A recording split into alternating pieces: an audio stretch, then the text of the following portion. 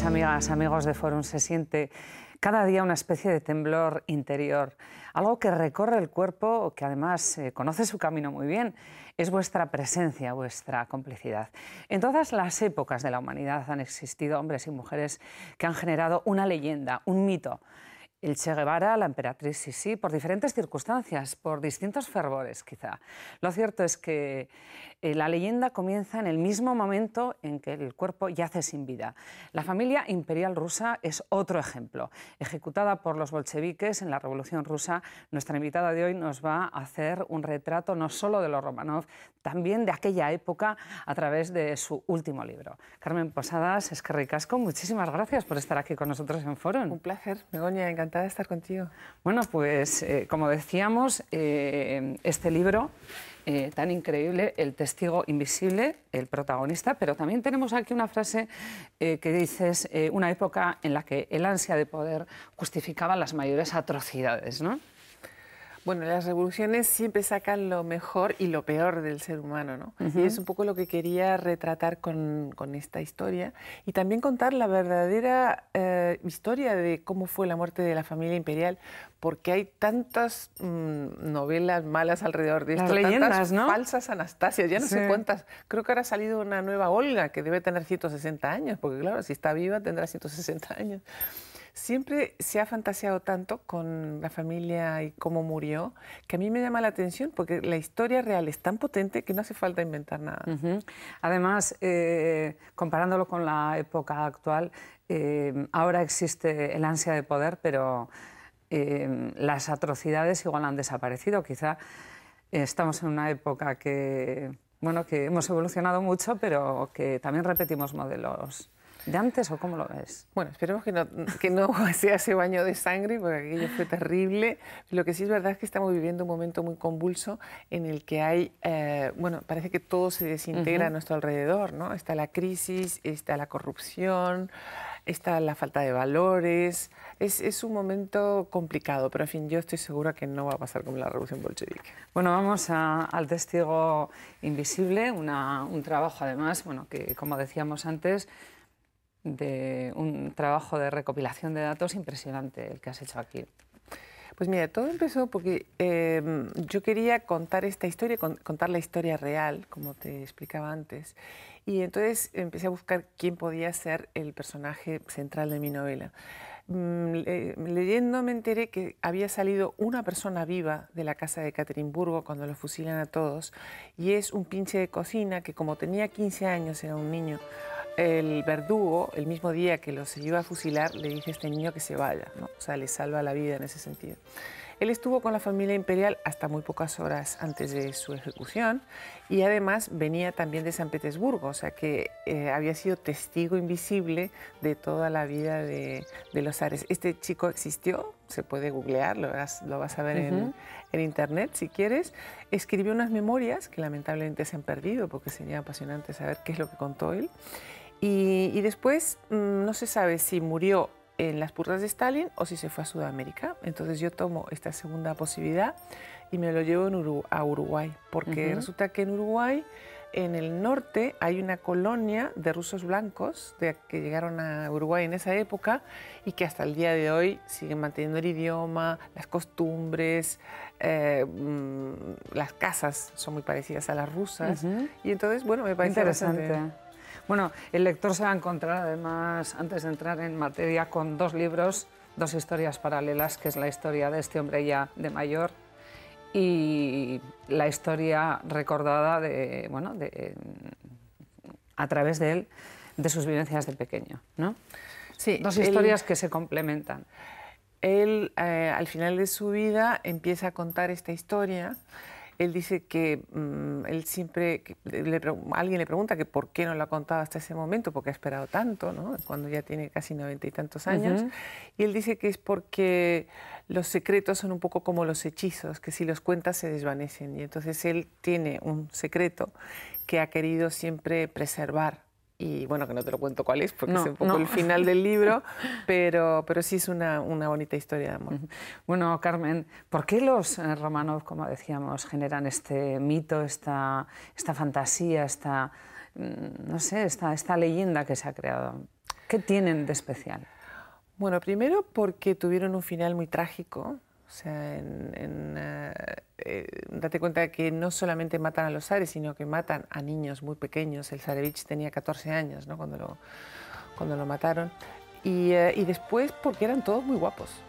Yo creo que estamos viendo ahí fotos y ya verán nuestros espectadores lo guapos que eran todos. Las niñas, cada uno en su estilo, eran una belleza. El zarevich era guapísimo, el zar también lo era. La zarina, la pobre, estaba un poco estropeada de tanto sufrimiento, pero también había sido una mujer muy guapa. Entonces todo esto crea una fascinación especial. Vamos a entrar en el libro. Porque a través del te adentras o nos adentras a levantar un poco las alfombras de aquellos palacios, aquellas vidas, quizá a narrar el poder desde la decadencia. Sí, es todo el proceso de cómo se gesta la revolución bolchevique. Empezamos en el esplendor. Nicolás II es el hombre más poderoso del mundo.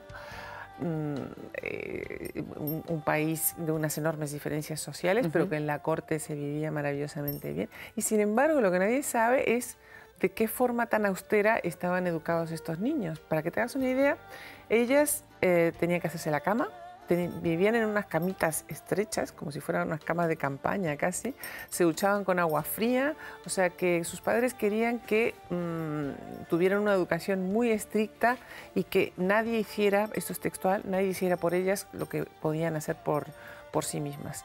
Y yo creo que eso les ayudó mucho cuando llega el momento de la adversidad, porque bueno, se mostraron de un modo muy digno y además eran niñas completamente normales y que se comportaban como para nada malcriadas ni nada por el estilo, cosa que sorprende mucho al verdugo. Es muy interesante ver el relato que el verdugo hace de cómo era esta familia y dice, son completamente inofensivos y además buena gente, lo dice la propia persona que les va a meter hablaremos de tiro este en la final, cabeza, que sí. todos conocemos y que esto sí que se puede contar. Pero vamos a centrarnos quizás en Leo, en Leonid, ¿no? Leonid, sí. El protagonista, este niño que asoma, bueno, él está escuchando en una puerta medio abierta, que es el testigo invisible, ¿no? ¿Quién era este niño? Como te digo, el niño existió.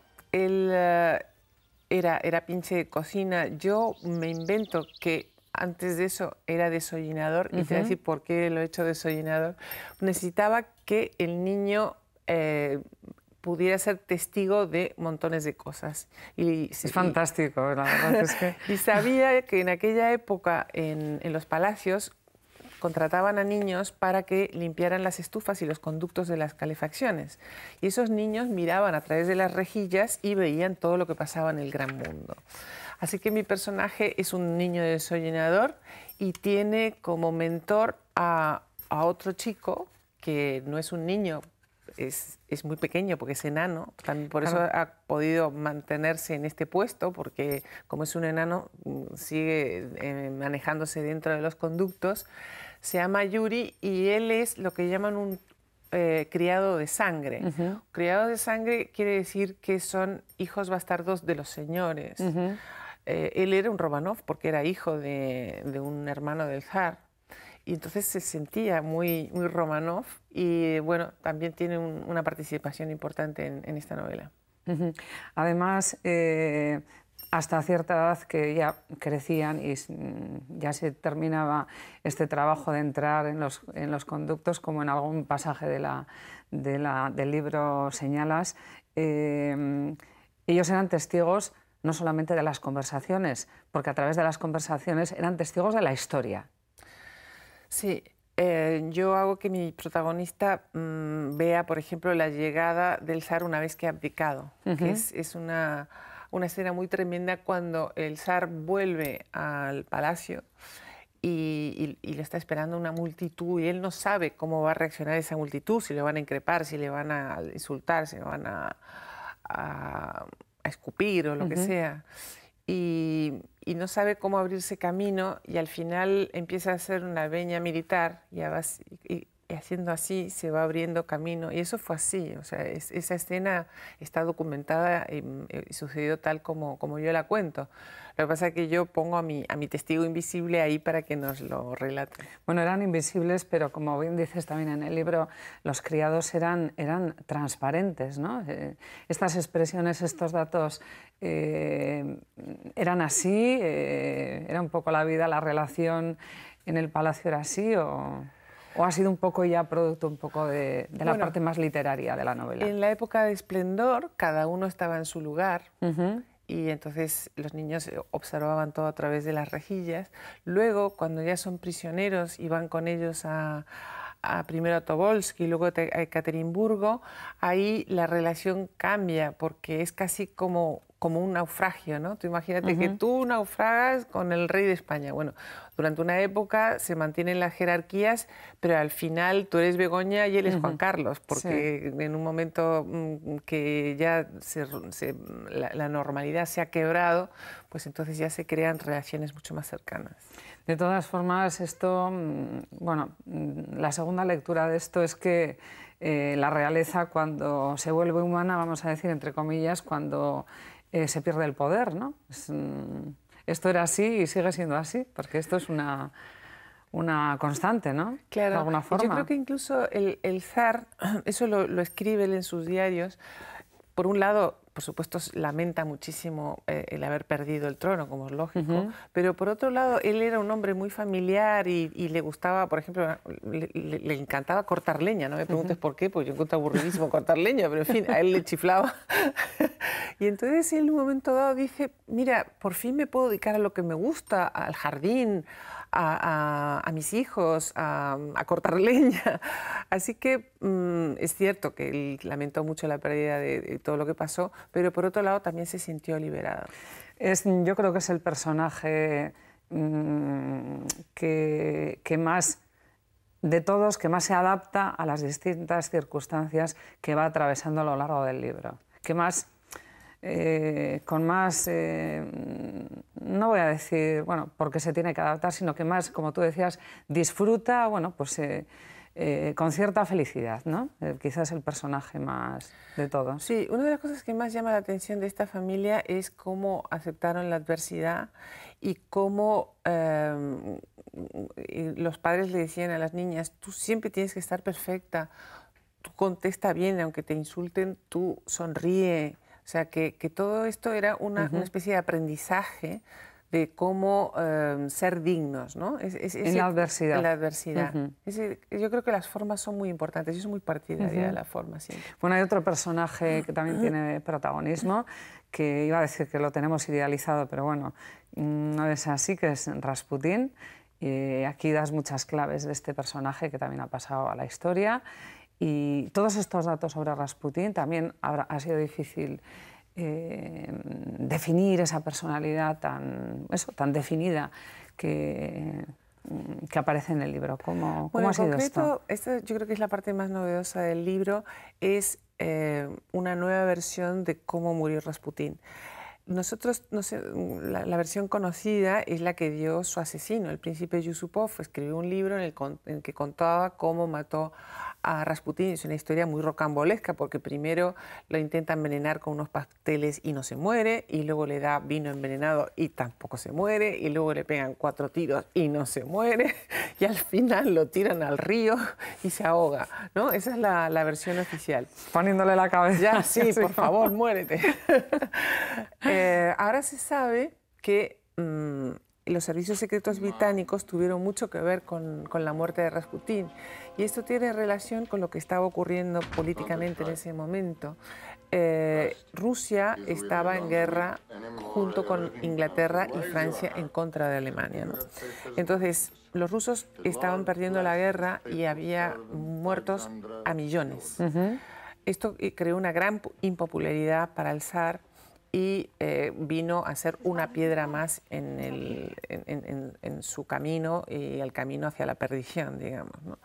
Los aliados tenían mucho miedo de que el zar se saliera de la guerra, porque eso significaría que todos los soldados que estaban en el frente para luchar contra los rusos iban a volver hacia el frente europeo y entonces Alemania ganaría la guerra. Entonces, sabían también que Rasputín era muy contrario a la guerra del 14 y quería que el zar se saliera y sabían que tenía un enorme ascendente sobre él. Entonces empiezan a mover los hilos, como le gusta hacer a los ingleses, y mandan a sus espías a Rusia para que de alguna manera tutelen los posibles conspiraciones que habían contra Rasputín, que eran muchas, porque Rasputín era un ser muy odiado. Y se encuentran con Yusupov, que además era amigo de uno de los espías. Y bueno, no te cuento qué pasa, porque es parte de la trama, leer, sí. pero sí es muy interesante la explicación real de lo que pasó ahí. Es curioso porque este personaje es otro, no idealizado, pero sí que ha creado una leyenda. Incluso en la parte actual de tu novela sale hasta la famosa canción de Bonnie M, de Rasputín. Es un toque casi de humor, ¿no? Sí, yo he querido buscar exactamente qué es verdad y qué no es verdad, porque una vez más hay mucha leyenda y mucho cuento chino alrededor de esto, ¿no? Y era un personaje, por un lado, muy fascinante, tenía un aspecto sucio, porque además creo que tenía la barba llena de fideos, no se lavaba nunca, él hacía gala de que no se bañaba jamás, pero sin embargo tenía unos ojos increíbles y causaba fascinación tanto a hombres como a mujeres. Y de un hecho, poco hechicero, ¿no? Sí, y de hecho, bueno, era gran playboy, vamos, no dejó títere con cabeza. Bueno, precisamente ahí narras también esa relación tan especial que tenía con la zarina. Y, por ejemplo, estos datos que das de que, por ejemplo, San Petersburgo estaba lleno de pasquines con semioscenos de él con la zarina, porque el pueblo estaba totalmente en contra de esta relación. ¿Estos son hechos reales? ¿Son un poco todo sacados de la imaginación? O sea, yo lo único que he hecho es utilizar la ficción para darle forma a los diálogos, pero incluso los diálogos, muchos de ellos están tomados de los diarios privados, porque date cuenta que en aquella época todo el mundo llevaba diario. El zar llevó un diario desde que tenía 14 años hasta 2 días antes de su muerte y se conserva prácticamente entero. Las niñas también tenían sus diarios privados, la zarina, la gente que estaba al servicio en la corte. Entonces, a base de toda esta información, he ido entretejiendo la trama. Increíble. O sea, que todo lo que se cuenta ahí es verdad. ¿Cuánto tiempo te ha llevado el trabajo previo al libro? Como un y año... acceder a toda esta documentación. Sí, al final ha sido como 2 años en total. Primero 6 meses leyendo como loca y buscando información por todos lados, y después 1 año y medio leyendo y al mismo tiempo ya redactando. Bueno, hablábamos de Rasputín porque la muerte de Rasputín da inicio a la revolución, tal como se recoge en la novela, y marca también un punto de inflexión importante en la trama, ¿no? Sí, él incluso profetizó su muerte, le mandó una carta al zar en la que decía que si moría a manos del pueblo ruso no había nada que temer, pero si moría a manos de alguno de sus descendientes, ni él ni ninguno de su familia le sobreviviría más de 2 años. Y esta profecía se cumplió al pie de la letra porque Yusupov, que es el que estábamos hablando antes, estaba casado con una sobrina del zar, por tanto era miembro de la familia real, y otro de los conspiradores era Dmitri, que era un primo del rey, ¿no? Entonces, se cumplió. Antes de 2 años de la muerte de Rasputín ya habían fusilado a toda la familia. Bueno, ahí comienza un poco esa travesía que inician los Romanov y las relaciones entre Leo con las zarinas, que se estrecha, y también con el Bloody Boy, que es el niño. También esa narración que haces de él, donde descubrimos todo ese problema de la enfermedad que tenía hereditaria. Sí, el zarevich tenía hemofilia y la zarina se sentía muy responsable de esa enfermedad porque se transmite por línea materna. Y 2 de sus hermanos, de los hermanos de la zarina, tenían esta enfermedad. Y entonces ella se siente tan culpable que es una de las razones por las que cae en manos de Rasputín, porque Rasputín tenía la facultad de aminorar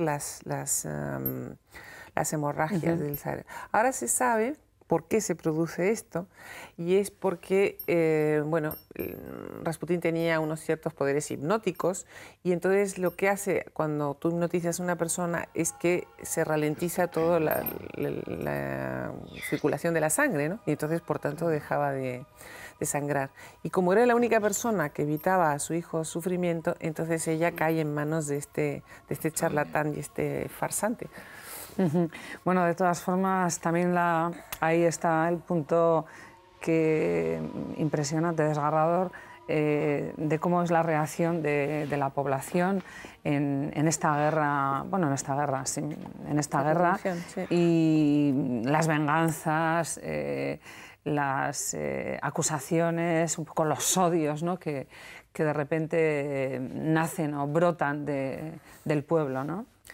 Sí, yo lo que quería contar con este libro también es prestar mucha atención a cómo era la vida diaria de las personas corrientes, ¿no? Porque normalmente en los libros de historia siempre se habla de cómo es la vida de los protagonistas, pero no se sabe cómo vivían el día a día de una revolución, pues eso, o un carpintero, o un abogado, o quien sea. Entonces he hecho una gran labor de investigación sobre la vida privada de las personas y cómo era la vida durante la revolución, por ejemplo, cómo cuando estalla la revolución, inmediatamente los bolcheviques dicen que cada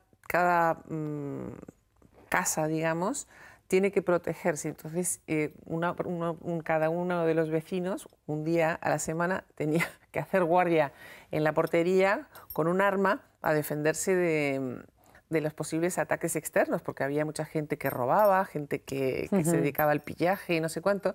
Y entonces la tía de mi protagonista, por ejemplo, la pobre le toca hacer guardia con una barra de metal. La pobre estaba aterrorizada de que vinieran a asaltarla. Este tipo de cosas pintorescas que pasan en las revoluciones, que por un lado son tremendas, pero que te cuentan el día a día de cómo se vive una revolución desde dentro. Bueno, además es un poco la narración del final de una época, del final de alguna forma de la clase feudal, vamos a decir así, y también cómo brota el odio del pueblo hacia los Romanov también, ¿no? Cómo de alguna forma los que toman el poder trasladan este odio, o desde dónde llega el odio hacia los Romanov, desde el pueblo o desde la revolución. Bueno, eso venía acumulándose poco a poco, porque date cuenta que cuando llega el zar Nicolás II al poder, ya era un régimen que se estaba viniendo abajo. Él tendría que haber hecho una apertura, tendría que haber intentado ser un monarca constitucional, como era el monarca inglés o cualquiera de los otros. Él, sin embargo, no se atreve. Él dice que él ha recibido un poder de su padre y quiere entregárselo exacto a su hijo, con lo cual cada vez que le piden que permita que exista el Parlamento, él primero dice que sí y luego dice que no, con lo cual está dando mensajes contradictorios todo el tiempo. Hubo manifestaciones que la gente le vino a pedir pan y los cosacos abrieron fuego y fue una matanza, es lo que llaman el Domingo Sangriento. También le echaron la culpa a él. Él ni siquiera estaba en el Palacio de Invierno cuando eso ocurrió. Sin embargo, a partir de ese momento lo llamaban Nicolás el Sangriento, ¿no? Entonces son una cosa detrás de otra, detrás de otra. Luego viene la guerra. La guerra es terrible para el pueblo ruso porque es una carnicería. Mueren millones y millones de soldados, de gente joven. Luego viene Rasputín. Entonces son varias eslabones en la cadena del desastre que acaba con la revolución. Sí, la acumulación quizá del odio también, ¿no? Claro. Porque además es verdad que el pueblo vivía una situación controlada quizá, ¿no? Que se descontrola con el brote de la revolución. Son momentos de fin de época, ¿no? Y entonces tuvo la mala suerte de que él no era un hombre para esas circunstancias. Si él le hubiera tocado una época más fácil, posiblemente hubiera sido como su primo Jorge V, el rey de Inglaterra, al cual se parecían muchísimo, por cierto, porque eran primos por dos lados y eran clónicos hasta tal punto que cuando se casó Jorge V, todo el mundo felicitaba a Nicolás II pensando que era el novio, porque eran idénticos. Bueno, y si le hubiera tocado otro momento más fácil, Nicolás II hubiera sido un zar ni bueno ni malo, sino como tantos otros.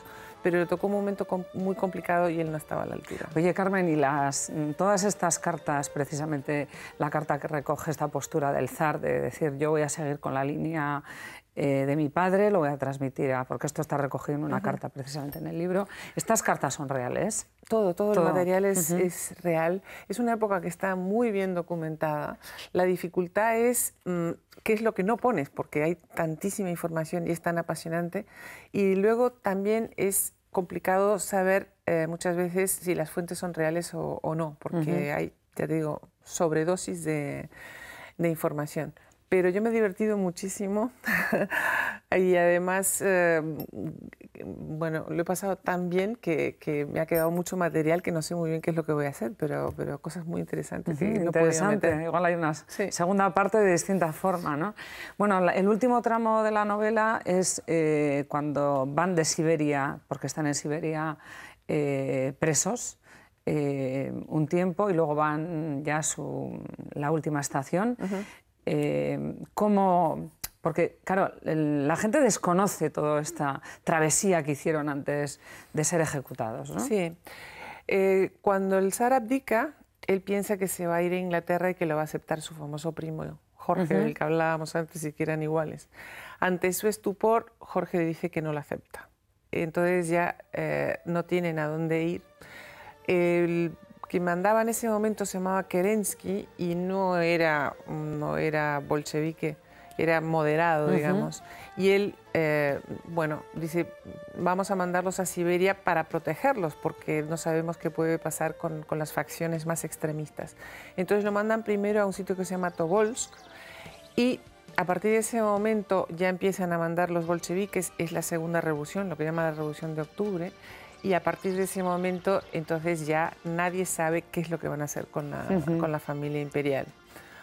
Hay un momento dado en que el Kaiser pide que traigan al zar a Moscú, porque el Kaiser le hubiera venido muy bien de alguna manera quedar como el salvador de su primo, porque una vez más es su primo. Es que da la sensación que ellos no eran conscientes de su muerte en estos tramos finales de sus vidas. No se podían imaginar que la cosa iba a acabar así.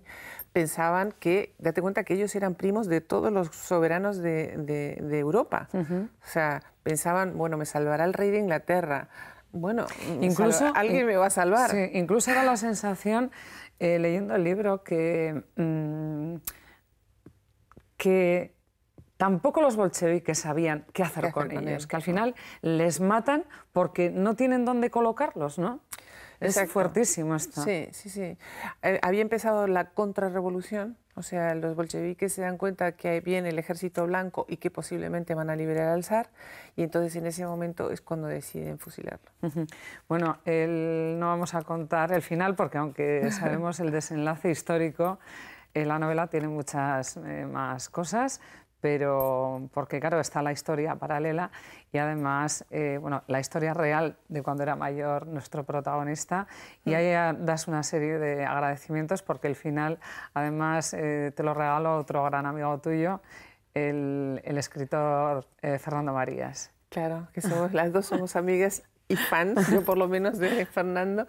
Yo tenía la dificultad de que como esta historia acaba mal, entonces digo, ¿cómo voy a acabar este libro? Porque los fusilan a todos y yo no quería cambiar el final, porque ya ha habido demasiadas novelas diciendo que se salvó fulano, que se salvó mengano. Eso es completamente falso, no se salvó nadie.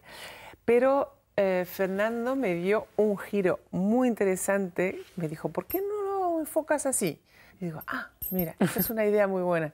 Así que sobre esa idea de Fernando he hecho un final que no vamos a contar, pero que a mí me parece muy bonito. Sí. Bueno, ¿y ahora con qué estás? Ahora que ya todavía, claro, disfrutando, poniendo en marcha el libro y con alguna idea concreta. Bueno, eso es como cuando acabas de tener un bebé y te dicen ¿para cuándo la parejita? Y tú dices, no, por favor, que estoy llena de costurones y que todavía me toca la lactancia. Así que voy a esperar un poquito todavía. Bueno, ahora disfrutar de este libro y bueno, pues desearte toda la suerte del mundo. Ha sido un verdadero placer y además recordar esta frase tan fantástica que los secretos son como los hechizos, ¿no? Es verdad, cuando se cuentan pierden mucho. Bueno, a veces también es interesante que pierdan, porque lo importante del secreto es que no exista la traición ni a uno mismo ni al que te lo cuenta, ¿no? Es verdad, me quedo con esa frase. Bueno, Carmen, muchísimas gracias. Te esperamos otra vez en Forum. Claro que sí. Bueno, y a vosotros, animaros a todos a que disfrutéis de este fantástico y maravilloso libro, donde se narra no solamente la realidad, sino también, como siempre, la fantasía que no debemos perder. Eskerrik asko, agur.